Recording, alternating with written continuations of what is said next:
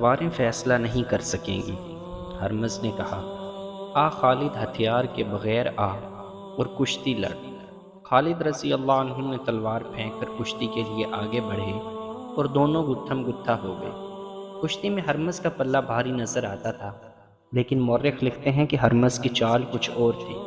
اس نے اپنے محافظوں کو پہلے ہی بتا رکھا تھا کہ جب وہ خالد رضی اللہ عنہ کو اتنی مضبوطی سے پکڑ لے کہ خالد ہلنے کے قابل نہ رہے تو محافظ دونوں کو اس طرح گھیرے میں لے لیں کہ ان کی نیت اور ارادے پر شک نہ ہو، یعنی وہ تماشائی بنے رہیں، اور ان میں سے ایک محافظ خنجر نکال کر خالد کا پیٹ چاک کر دے۔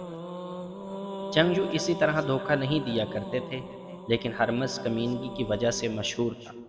ہرمز کے محافظ آگے بڑھ آئے اور اپنی فوج کی طرح نعرے لگاتے نرغے کی ترتیب میں ہوتے گئے۔ وہ گھوڑوں پر سوار نہیں تھے، وہ گھیرا تنگ